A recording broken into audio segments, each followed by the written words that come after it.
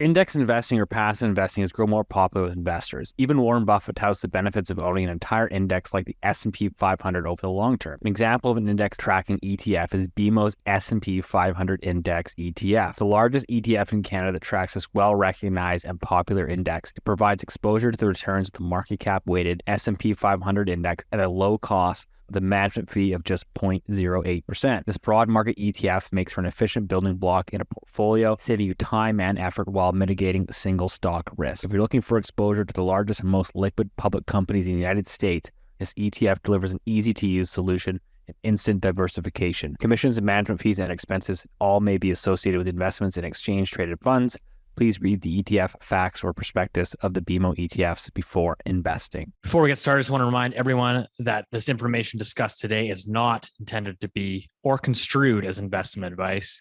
Please consult a professional advisor before putting a loonie in any of these financial markets. The dirty secret is that no one's ever going to get paid back. People have the shortest memories when it comes to investment. We just got to get Keith into Bitcoin. Hey, there's a bubble.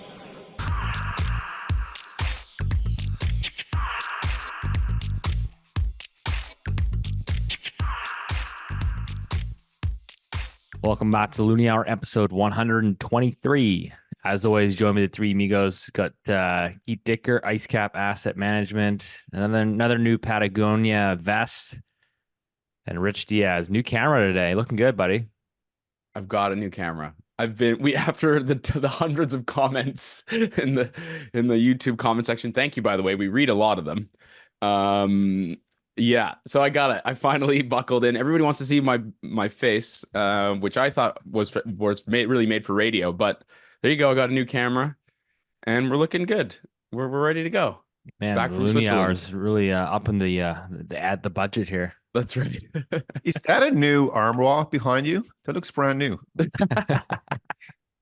It's older than you, Keith. Yeah, don't start chirping Mama Diaz's That's right. furniture, man. She's gonna get pissed. This is from the Roosevelt administration. This is from the Roosevelt administration, I think. Everyone missed it before we actually click record. Like we're just chatting about something, and Rich started letting the F-bombs were flying, and Mama Diaz comes running onto the screen and grabs a hold of his ear. Richard, you gotta stop swearing on TV. And Rich like, Mom, we're not on TV. Same thing. Yeah, that was embarrassing. Same thing. Anyways, My life is a well of sorrows. Let's carry on. Welcome back from Switzerland. Does she know all the sins you committed there? I committed many sins. Listen, Switzerland is my favorite country. Somebody asked us why. Number one, low taxes. Number two, a strong welfare state. Number three, it's clean. And number four, the trains are amazing. Now we're going to talk about big train guy. Hold your thought. I am a big train guy. We're going to talk about Stephen Guilbeault, who hates cars. But one thing he and I may have in common, probably the single only thing, is that I'm a big train guy, and we should build more trains in Canada. So there you go, and tax people less. How about that? Yeah, we'll get to that crazy guy in a little bit here. Okay. Anyway, there you go. I'm ready to.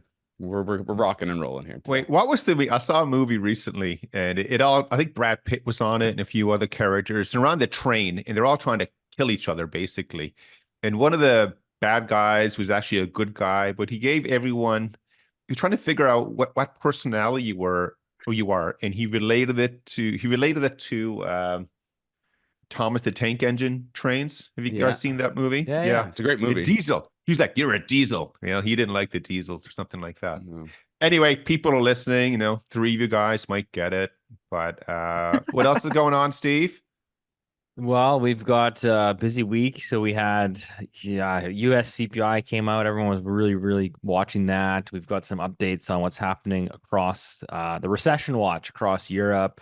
U.S. retail sales, the bond market volatility, which is giving lots of heartache to Canadian home shoppers and mortgage renewals, and the ArriveScam stuff that's going on. Stephen Guilbeault keeps pounding his chest about climate stuff, so we'll get into all of that. But quickly on the housing front.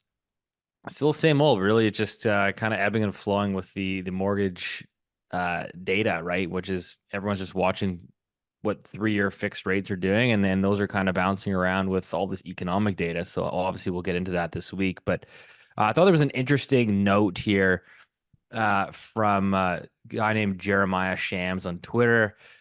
So he works in the commercial real estate space, sells a lot of development land in Toronto. They got a massive team. But he noticed here that he tweet says, directly from the CEO of a residential developer with $5 billion of active projects, says construction budgets are coming in 11% less today than 6 months prior, and he believes this will continue.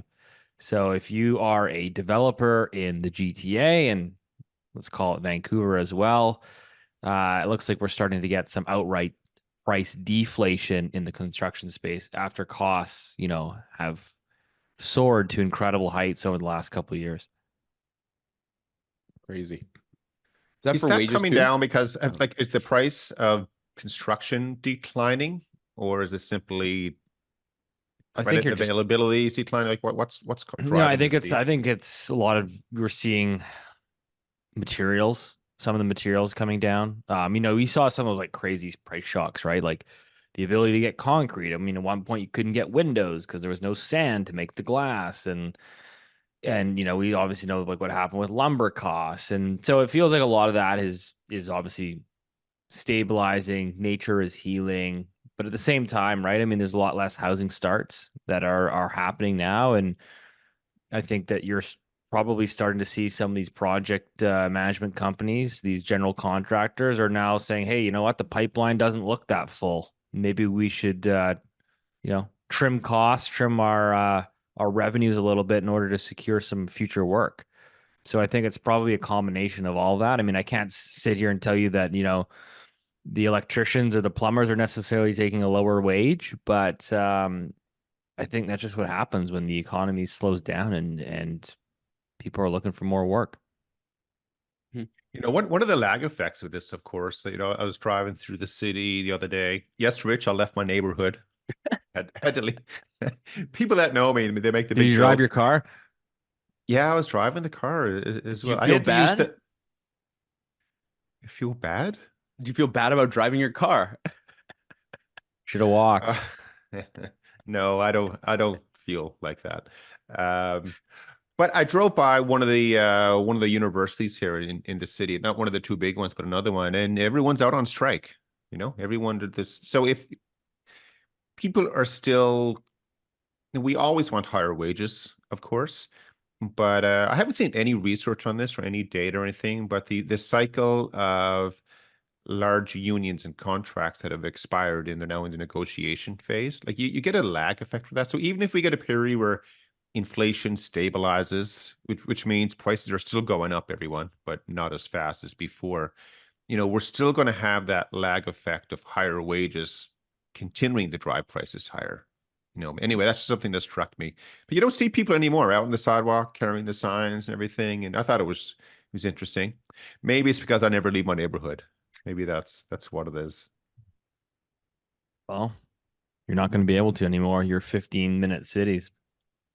Tell us about that, Steve. What's happening with the most dangerous man in Canada? Everyone that's listening, pull out your tinfoil hat or wrap it on your head.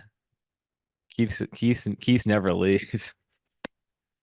We have the most dangerous man in Canada, Stephen Guilbeault, the environment minister in Canada, who basically runs our energy policy more or less, says their government has made the decision to stop investing in new road infrastructure.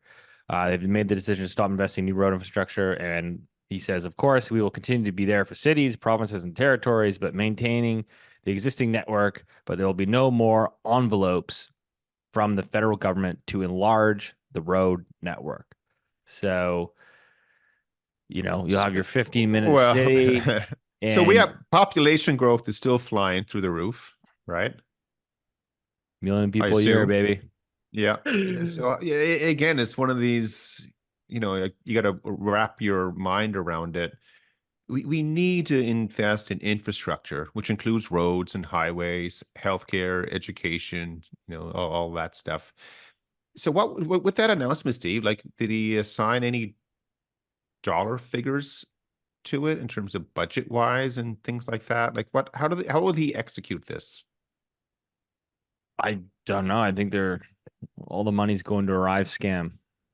It's cute that you think that they can execute anything. I think that that's a nice optimism for a Thursday morning.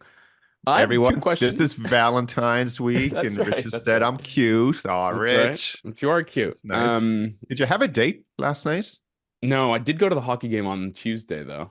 I took Man, my you're date going to a out. lot of games. Yeah, I know. There's lots of Season ticket holder or what? No, I've just I gotta hook up. But Times are good. I'm interested in the two. I have two questions. One, he says there will be no envelopes from the federal government. Is he admitting that they hand over envelopes to other politicians? I feel like no one pressed him on that, which I thought was interesting. That's a quote, by the way. There will be no envelopes from the federal government to a large road network. This is obviously crazy. Steve, I've been critical of you in the past for saying that he's the most dangerous man in Canada. I apologize unreservedly. He is demonstrating that he clearly is quite unhinged. Yeah, I mean, I don't know what to say. I mean, if you've ever driven around Quebec, we definitely need to invest in roads. Here's a quick stat for you. So in December of 2023, Canadians spent $7.5 billion buying 128,000 new vehicles, smashing all December sales records and bringing unit sales back in line with all-time highs. So a lot of new cars on the road, but it's back to the old horse and buggy. I mean, but everywhere in Canada, like when you're driving around in the summer, especially, you know, there's always work being completed on like improvements on a highway, or they're twinning out highways. Because even down here in the Maritimes, we have lots of highways that are still just 2 lanes. You know, that's it. You know, the dotted line in the middle, you know, which is quite dangerous. And you always see the big sign up, you know, this infrastructure project is funded by, you know, the federal government for this much money, you know, stuff like that. So Steve, is he implying all that is dried up? It's gone from this next budget? Again, I don't understand. Well, yeah, I mean, I'm assuming they're just envelopes not. of cash. What's flowing around here or not flowing?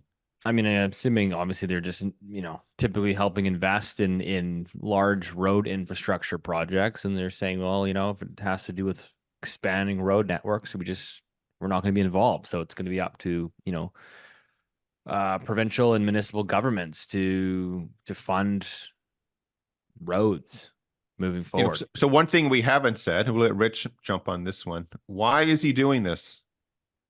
Rich? He wants you to ease the bugs. Well, listen, I cannot speculate on what a crazy person thinks is the right course of action for Canadians. I will just repeat what he said, quoted by the Montreal Gazette. We can very well achieve our economic and social and human development goals without more enlargement of the road network. This person is disassociated from reality. You cannot unscramble the egg. Canada will have more roads tomorrow than it does today. Again, I think just to be more positive and to throw out some policy advice to these people. I mean, again, I submit we should just build shitloads more trains in this country. There's this BS about how there's all this population and it's very sparsely distributed around Canada. That's baloney. We've all seen the chart online where like 95% of our population lives below this like arbitrary red line that crosses from like Halifax all the way to Vancouver, and everyone lives below. And to like spend a lot of money building trains and stuff in that area, I think is a sensible idea. This idea that we're not going to enlarge the road network is nuts. I think another thing that we've been on this before over and over again, this idea that the federal government wants to encourage active transit, which is just like getting people to walk and cycle. I feel like all these policymakers live in Bermuda or something, and they never deal with the winter. It's like. Yeah, I mean, that's the issue though, like, right? Like I think with Canada it's just a large land mass, and it's so spread out, right? Like, okay, sure, you got like really dense Toronto, Vancouver's kind of dense, but like the thing about like Alberta, Saskatchewan, Manitoba, like, you know, let's hear it for Saskatchewan. We always mention them every week. Minus 40 in the winter. You know what are you gonna do? Ride your electric scooter? Oh, So I just said Saskatchewan in my phone, the voice activation. What is it called? Siri comes up. I found Saskatchewan on your phone. Anyways, maybe we should but move on. But we set this up, and you guys just wouldn't say it out loud. But what I'm hearing is the whole goal of him making this proclamation is to reduce, make it more difficult for people to drive their cars, which is emitting carbon emissions. Correct? I mean, that's the whole goal with this. It's not because they. And I think we lost Steve's audio here for a second. Yeah. But don't you think though, Rich? I mean, that's what the entire goal is. That's what the platform is coming out of that part of our government. Absolutely. I mean, let's just read what he says. The minister said federal money has been spent on asphalt, as if that's like drugs or something. Asphalt concrete for roads in the past is better invested into projects that will help fight climate change and adapt to its impacts. He wants us to go backwards, and I submit to you that's a terrible direction to go in. I mean, I think it's pretty clear they just don't want you driving, right? I mean, like think about it as like they also brought in the EV mandates. I mean, we all know EVs are not cheap, so if you can't afford one, and when you got to buy a new car in 5 years, I mean, actually, Steve, the price of EVs are falling dramatically. They're coming off, but I've been keeping score here. I have my notebook, and I have it like this. And so far, what I have this banning column. So right now, then they're trying to. I call it ban. I'm being dramatic about it, but they want to ban roads, highways, nat gas, oil, and fireplaces. Apparently, that was the big one in Quebec City this week as well. Yep. Yeah, Rich, I heard that you had to like register your fireplace. It's a clever ploy. It's a clever ploy, like right out of like 1982 Hungary. It's like register. For some people who don't know, 1982 Hungary was dominated by the Stasi and the Soviet Union. So you have to like register your fireplace on one day, and then the next day they ban them. And guess what? They know where all of them are because they just registered. Pretty smart. I didn't think government was that smart. Did that really happen? Yes, that actually happened. I'm laughing because or else you cry. I mean, it's just it's absurd. Steven, we can share all these links. Stephen Gilbo here. He's having a big week. Before we move on from this nut job, but he also rebranded. They're rebranding the carbon tax rebate, or whatever you want to call it. So it's previously called the Climate Action Incentive Payment, and it's now going to be rebranded to the Canada Carbon Rebate. So if anyone's been receiving the Climate Action Incentive Payment, they'll now be receiving the Canada Carbon Rebate in an effort to drum up more support and clarity for their tax that makes everybody richer. But yeah, anyways, moving on. Let's get to back to the bigger picture, which was this week US CPI. Rich, you've been following that pretty closely. You've been pretty spot on and saying that it's going to be stickier than anybody really expects. And here we are. I don't know if you want to walk us through the numbers and what kind of caught your eye, but US CPI obviously surprised economic predictions to the upside, and markets reacted. Yeah, sure. All right, so let's just do a quick rundown. So CPI, Consumer Price Index, it increased 1 month percent change was 0.3. I can't remember if that beat expectations or not for that one, but anyway. So, but the upshot really is that it's all items less food and energy. I think it's 3.9 now. That beat expectations. You got an increase of 0.6%, contributing to over 2/3 of the monthly items. Guess what that increase was from shelter? There was some arguments about whether or not there was like a statistical anomaly from owner sort of implied rent, but we'll see. I think food increased by 0.4, so that's a big one. And in general, the one I really like to look at is something called the US Bloomberg CPI Core Services Less Housing, called SuperCore. Say that again. It's a good name. It's called Core Services Less Housing. So it Say strips the out super. Say the super part. That's what Steve wanted. super core. Super core. Super core. But So that's replacing just the regular core. yeah, that they've- yeah, the goalposts keep moving at all times. But the real issue is you're trying to measure central tendency, and you're trying to figure out what's going on with the underlying price levels for multitude, maybe I don't know, 100 or whatever, however many CPI items are in your consumer basket. And it rose actually quite dramatically, I would say. It rose to 4.29, yeah. And it bottomed in October. So again, never take a victory lap on one data point. Christina Freeland. So I'm not like, who knows what's going to happen over the next 6 months or so, but it is quite dramatic. Again, people who have been critical of the housing component, that's why I mentioned the services X-Core. Why do we mention services? Because they're usually stickier.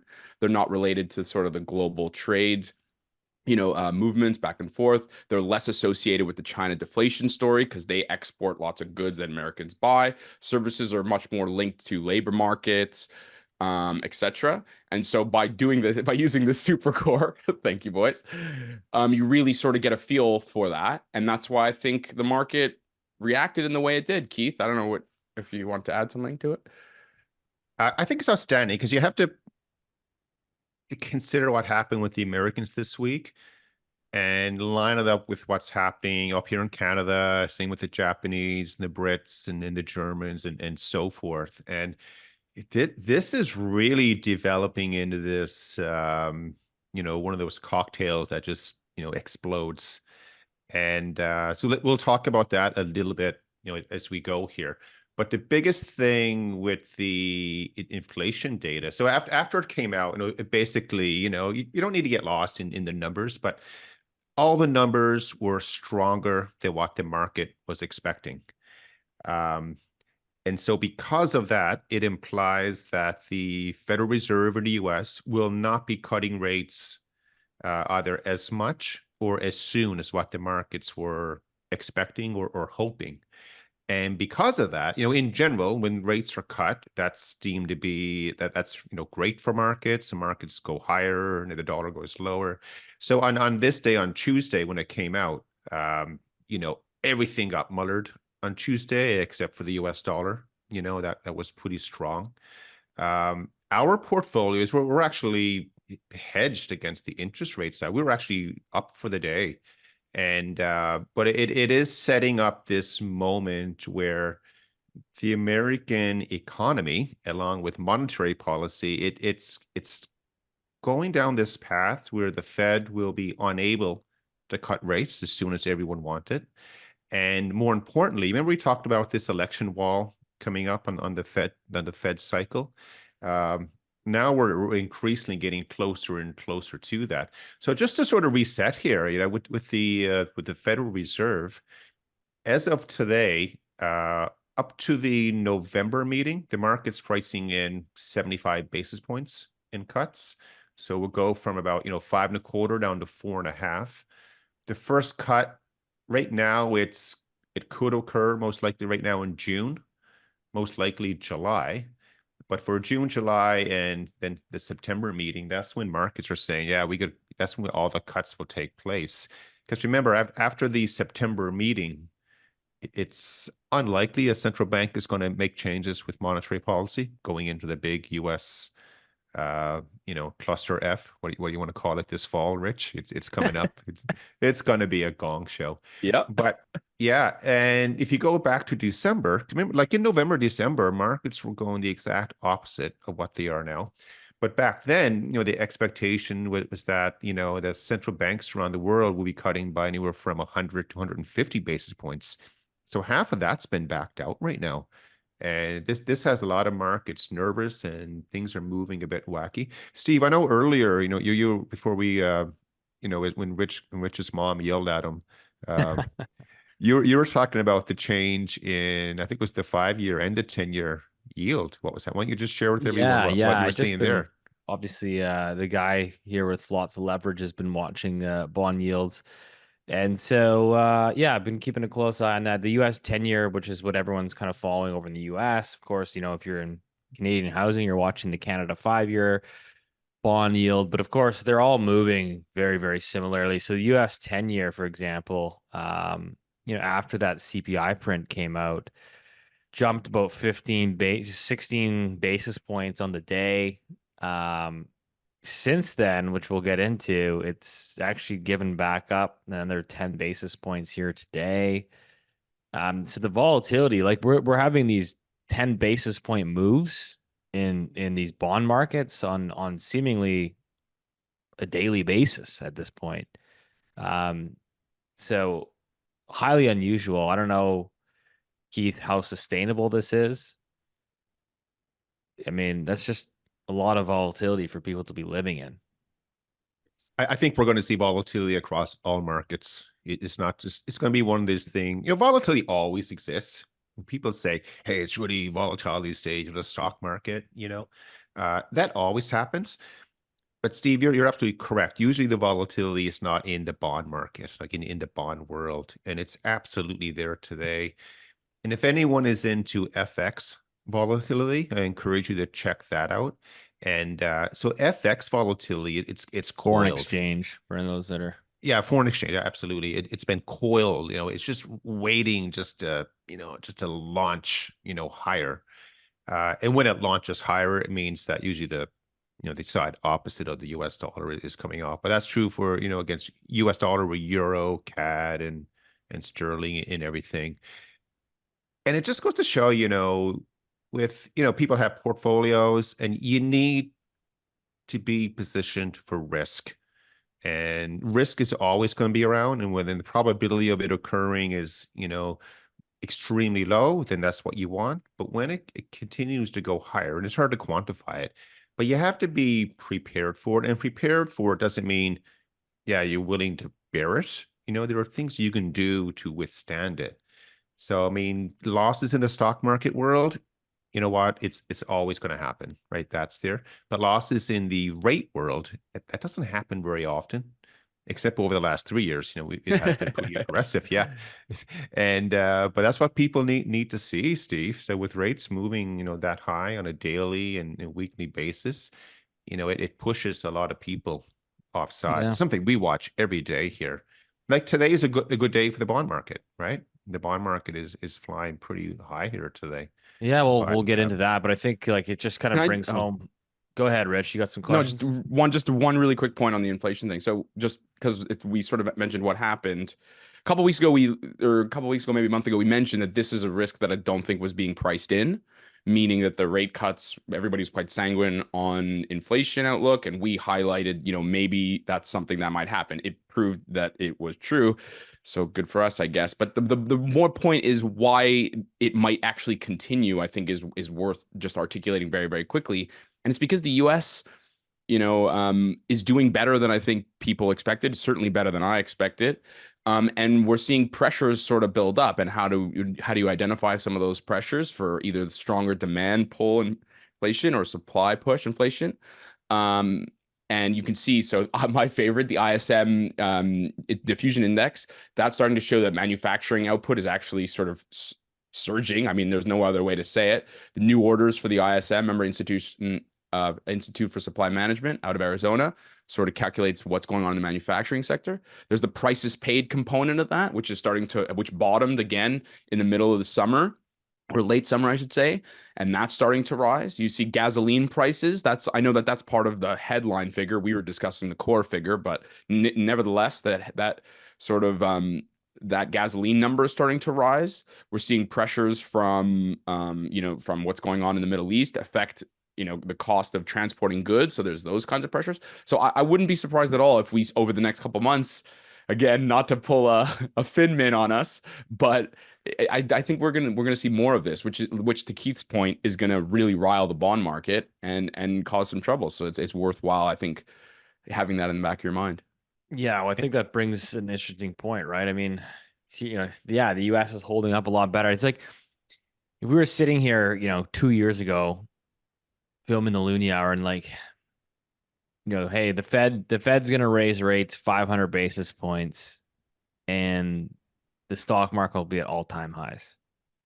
Like it just somehow, some way, like nothing has really broken yet. 500 basis points later, I don't think there's anyone that would have logically concluded that, hey, you know what, housing, like U.S. housing, for example, like would be pretty much relatively unscathed, and the S&P would be at all-time highs, and we'd be 500 basis points higher on the Fed funds.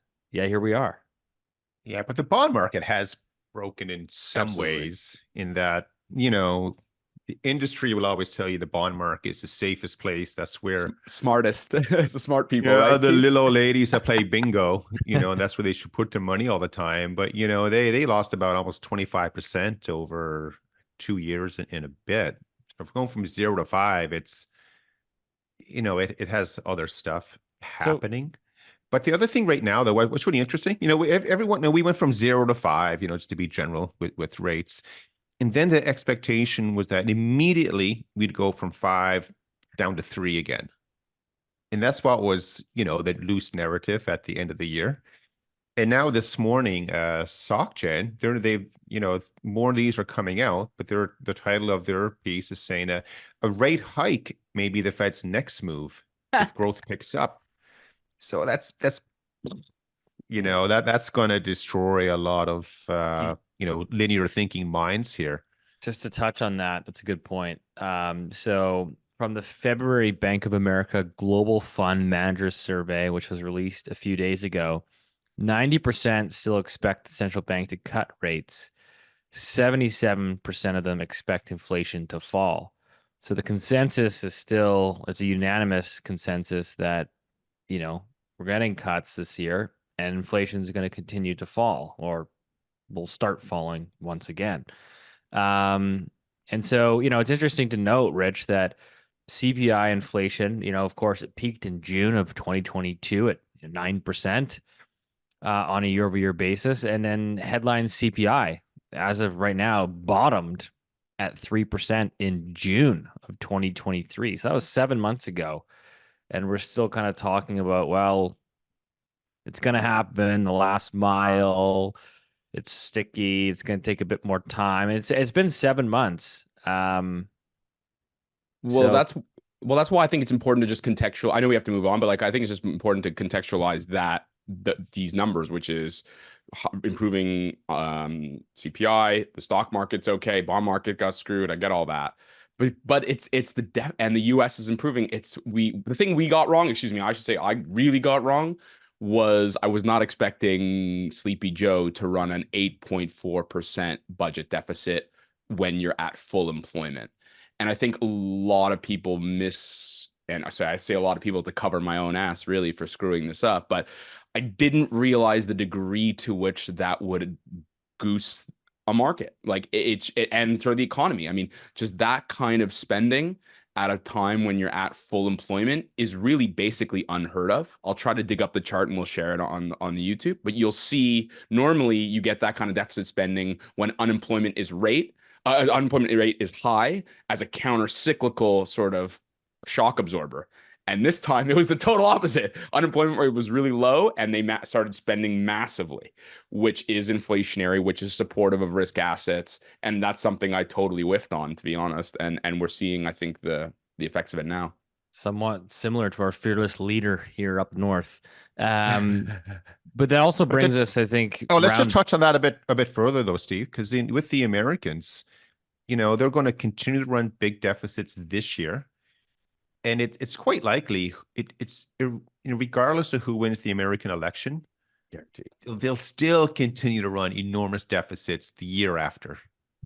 And if the Republican candidate, if they win, they'll likely have rate cuts as well.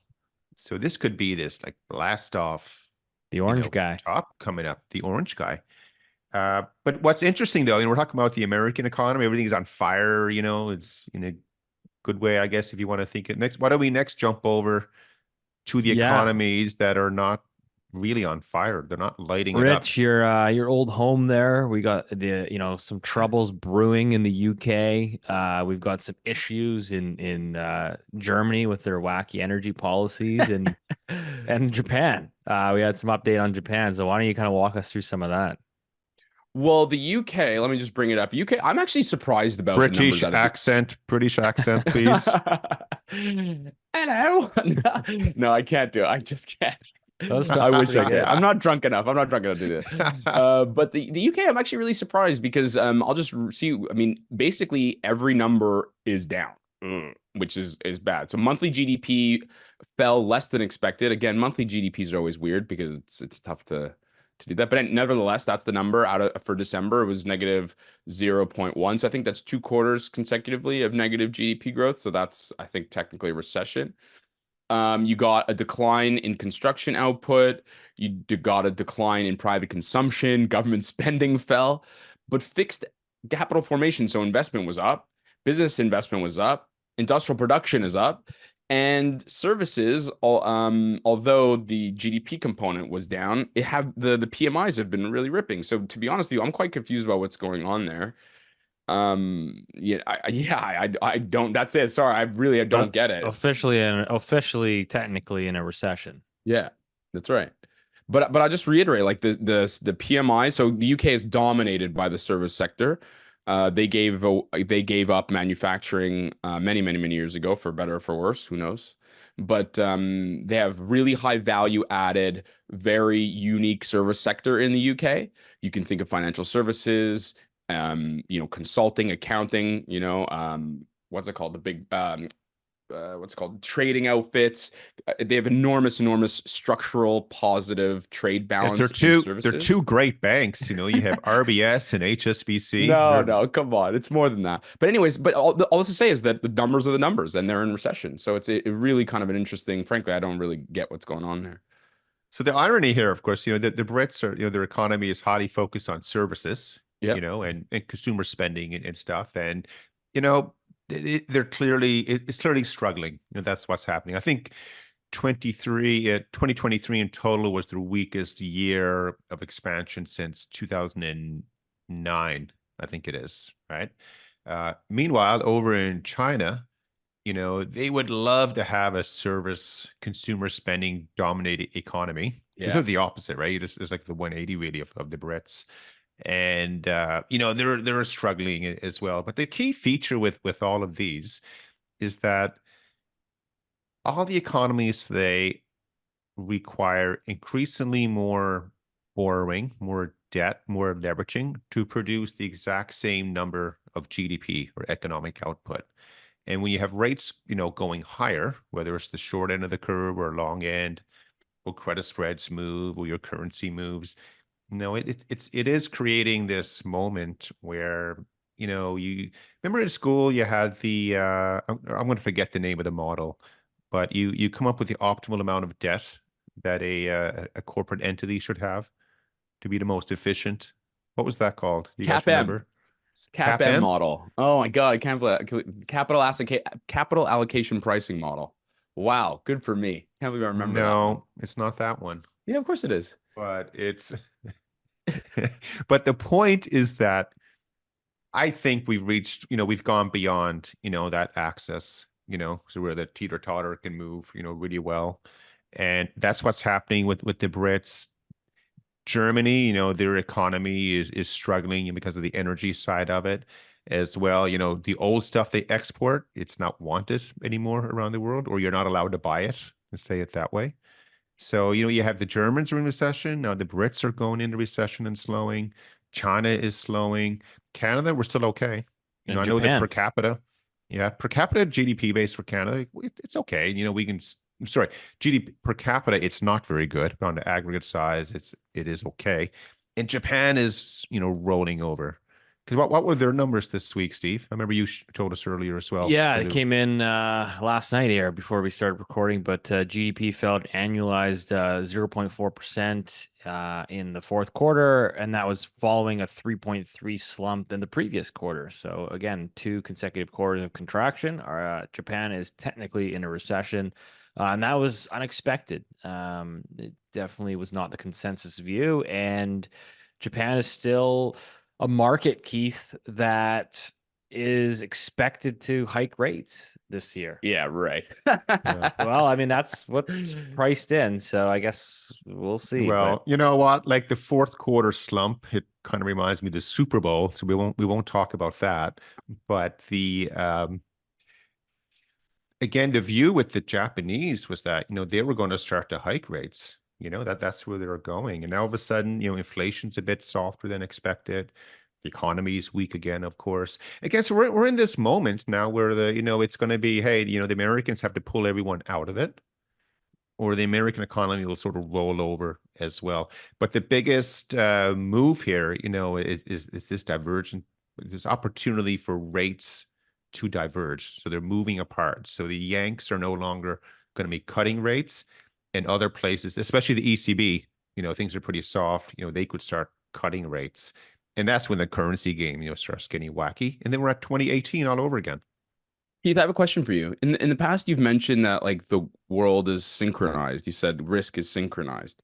Does this change your perspective slightly, given what we know about U.S. deficit spending and the strength of the economy there, and given what we know about Europe, Germany's ritual suicide, Japan doing what it's doing, China's sort of real debt deflation, etc. Does that change your view slightly on risk being synchronized or monetary policy being synchronized, etc.?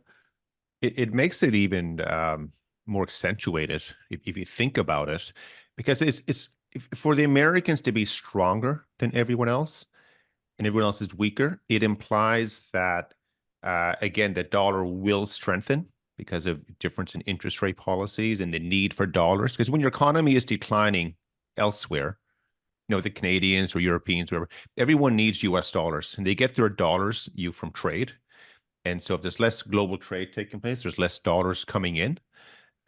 So this creates the opportunity that, there is a financial accident with a greater probability than before. I guess that's the best way to put it. What everyone would want would be the hope for the whole world to slow down at the same time.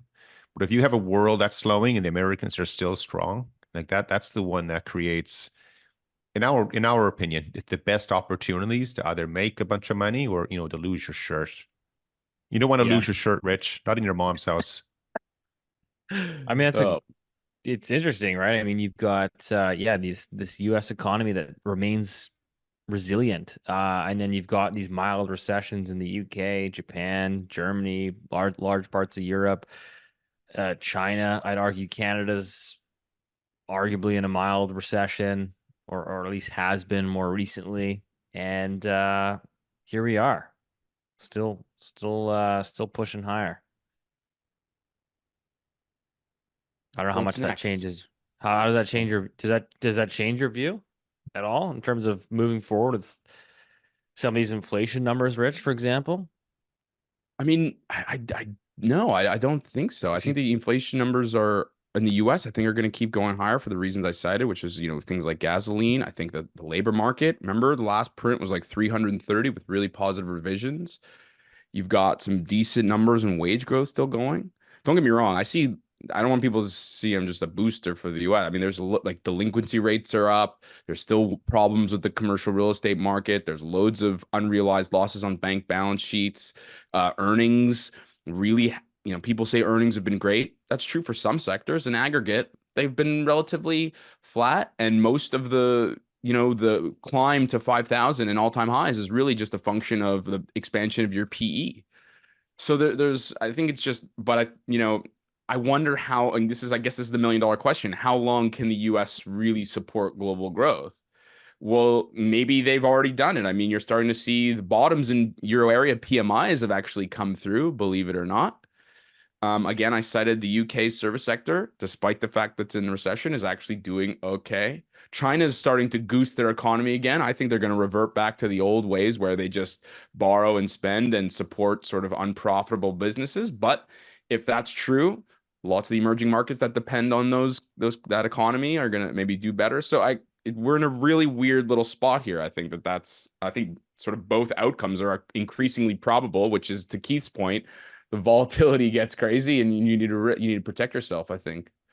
But I think Rich is in an odd spot trying to see the good. Well, it's my job, right, to I articulate. It's my job to articulate sort of the two sides of it. And sometimes I'm really clear on where I think things are going to go, and sometimes I'm less clear. I mean, it's a good point because, with us, and again, this is us. It's not, it's not right or wrong. We always say that the industry is always, they're looking for a return. Where's the best return? How can we get a better return? Whereas, we look at it in terms of, say, okay, where are the risks? If you focus on the risk part first, and then, you're comfortable with how you're protected from that, then you will get your return by default. And, it just happened to look around now, and we think that the probability of risk accelerating it's a lot higher than it normally is, right? And risk is Yeah. always going to be out there. You can't eliminate it completely, but we have a lot of things taking place. We have the Russian election coming up now in a few weeks, I believe. We got the American one, of course, coming up in the fall. I wouldn't be the least bit surprised to see, one of these, unexpected non-monetary events, to occur. And then, then you really have your tinfoil head on, Steve. You have that wrapped around your whole body. Yeah, well, I mean, I think it's just a good conversation around, risk and assumptions. I think like here in Canada, right? I think the assumption, I definitely think there's a cohort of people that are coming into this year. We're like, oh, rate cuts, lower mortgage rates. That's going to save me on my renewal, or I should, I'm going to go buy a house because, rates are going to get slashed. The Bank of Canada is going to cut rates, 6 times this year or whatever. And again, I think, is there a possibility? Are people prepared potentially for a situation where by the end of this calendar year, like you still have mortgage rates with a 5 in front of them? I mean, I think that's a possibility. I'm not saying it's necessarily the base case, but I Has just that think conversation changed over the last week? Where the I expectation don't for the think so. No, I think in the general public, right? I think you have to consider that like the average homeowner or home buyer that's out there in the market is not, unfortunately, most of them aren't listening to the Loonie Hour. And so I think the depth of, let's say knowledge, but the depth of following like markets and it's reading news article headlines, right? It's, hey, I heard from my uncle that they might be cutting rates this year. And So I'd like to put so, oh, sorry. yeah, I think that's an interesting risk, right? I mean, like we've talked about on the show before, which is like all these, developments and developers, right? That are highly levered entities that, are still sitting here with these really high rates. And it doesn't look like you're going to have a huge relief in the very near future on rates, even if you do get 50 basis points at a TIF. I just So wanted we'll to say see. that I'm in the camp that I'm going to put myself squarely in the camp, but I think that's what Canadians should sort of get used to. Which is the higher mortgages for much longer.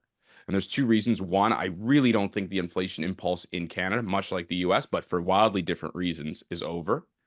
And then 2, I think it's something that you mentioned, Steve, many, many months ago, which was the spreads, or was it Keith? I can't remember.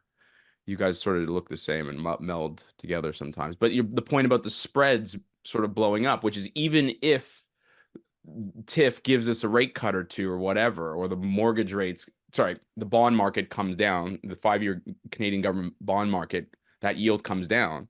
It's not clear that the banks will hand that over, or even, and if the nominal mortgage rate on the website is lower, it's not clear that they're going to want to lend to you at that favorable rate anyways. They might constrict their borrowing, if that makes sense.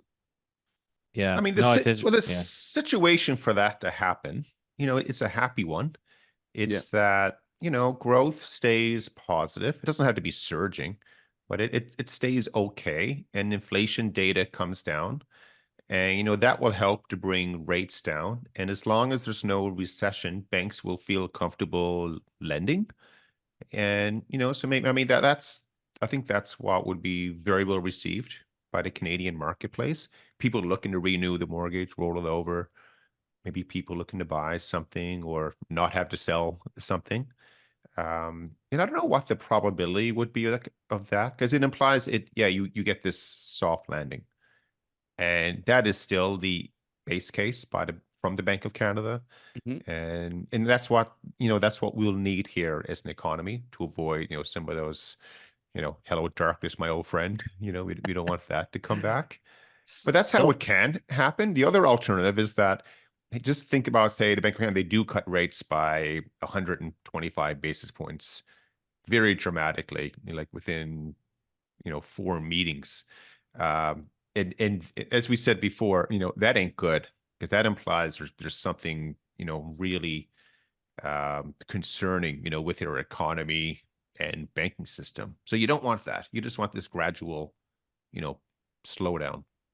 Yeah, still about 55-ish% of the mortgage float, or of Canadians that have a mortgage, are still have not experienced a mortgage payment increase. So lots of mortgages still coming up for renewal here. 2024 is a fairly large year for mortgage renewals, and 2025 is even larger. So if you're coming up for renewal, you'll probably want to tune into the Loonie Hour and keep monitoring what's happening in global markets that are ultimately influencing our local bond yields and vis-a-vis fixed rate mortgages. So there you go. In other news, as we kind of get closer to wrapping this up, I know we wanted to touch on it briefly, but we did have some update on the ArriveScam update app thing. I think the Loonie Hour, man, like we started the show. Oh God, how many? It's been a couple of years now, I think. But I remember we kind of started it during the pandemic, and we were, talking a little bit about some of the restrictions and the ArriveCan and how ridiculous some of it was. And I feel like this has got to be another W on the chalkboard for the Loonie Hour. But Why don't you share what's happened over the last yeah, so 48 hours? The Arrive Canada app, there's been these investigations by the Auditor General that's saying, hey, it was originally supposed to cost $80,000. It ballooned to $54 million, and now the Auditor General is now saying the true cost appears like it could be $60 million, but it could be more, because she's saying that the paper trail is so bad, and there was no tracking of expenses, so they think it was $60 million. But again, they don't even have that great of records. And so there's this investigation that's ongoing. There's a company called GC Strategies who can't really explain what they do for a living. They've got less than 5 employees. They got $20 million, and they didn't even actually do any developing. They just sort of subbed out all the work. And it turns out that company has been paid $250 million in government contracts since Trudeau came into power in 2015. And so they're saying, well, how does this company with less than 5 employees snag $250 million of And Steve, where are you quoting contract? that from, so our listeners will know? Oh, I mean, this is across any major mainstream media platform. So this is certainly not a tinfoil hat conspiracy. This is right out there, and the Auditor General's involved. Apparently now the RCMP is starting to look into this. So there you go. ArriveCan mess. 60 million. I mean, I think that $60 million of tax are tax dollars, right? Everyone here that listens to the show is paying taxes. $60 million of it went into an app that. What do we get out of it? I get a climate rebate every month now. The Canada carbon rebate. You're not being anywhere near mean enough for some reason. Maybe it's because you're about to go on holiday or something. The Auditor General, who is a long-standing employee of the Canadian government called Karen Hogan, said that they repeatedly failed to follow good management practices in the contracting, development, and implementation of the ArriveCan. This is probably the first example that I've seen of such glaring disregard for some of the most basic and fundamental policies and rules, Hogan told the House Public Accounts Committee on Monday. That is crazy. I mean, this is, I imagine, a technocrat quite a demure lady, and she's an auditor. So to lay that is laying the smack down. If you're, I know maybe people who listen don't usually talk to accountants. It's also They're not, called losing your shit. That's the same thing, right? this accountants are not normally demonstrative. They don't use strong language. They often hedge their bets for legal reasons, professional reasons, and all kinds of shit like that.